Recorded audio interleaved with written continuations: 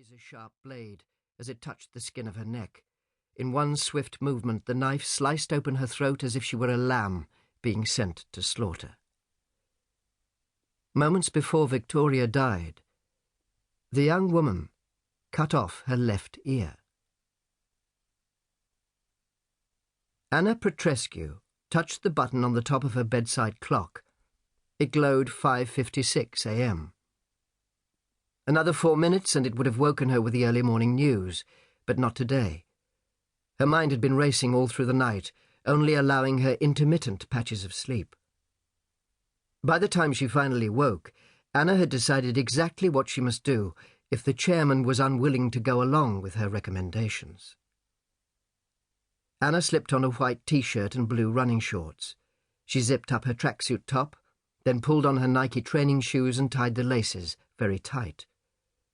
The only other thing she wore that morning was her front door key, attached to a thin silvered chain that hung around her neck. Anna double-locked the front door of her apartment, walked across the corridor and pressed the elevator button. Seconds later she stepped out into the lobby and smiled at her favourite doorman, who quickly opened the front door so that she didn't have to stop. "Morning, Sam," Anna said as she jogged out of Thornton House onto East 54th Street and headed towards Central Park.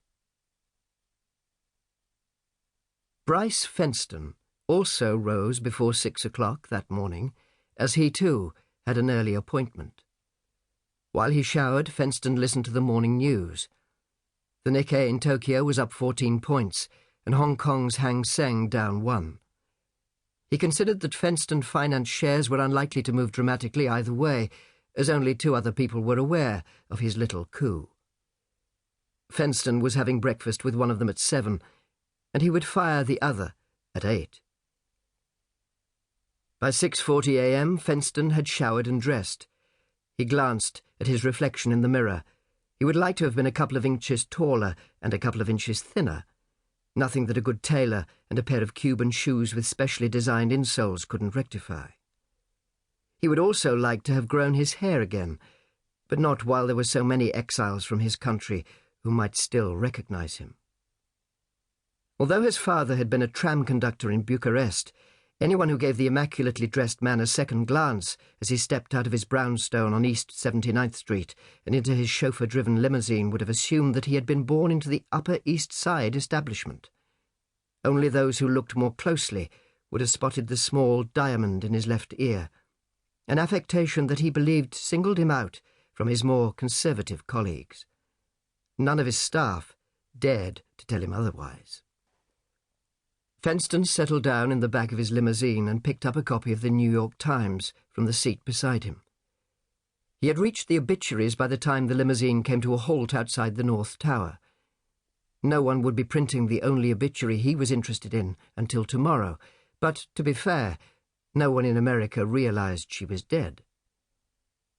As Fenston stepped out of the elevator into the restaurant on the 107th floor, the maitre d' bowed his head slightly and escorted him to a table in the corner overlooking the Statue of Liberty.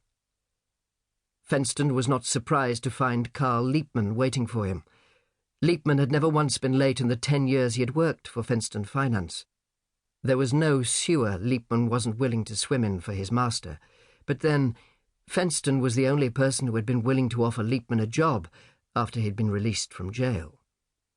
Disbarred lawyers with a prison sentence for fraud don't expect to make partner. Even before he took his seat, Fenston began speaking. "Now we are in possession of the Van Gogh," he said. "We only have one matter to discuss this morning. How do we rid ourselves of Anna Petrescu without her becoming suspicious?"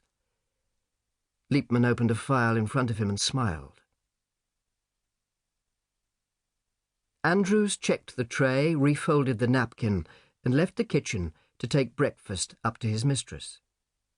He held the tray on the palm of one hand and knocked quietly on the bedroom door before opening it with the other. When he saw her ladyship lying on the floor in a pool of blood, he let out a gasp, dropped the tray, and rushed over to the body.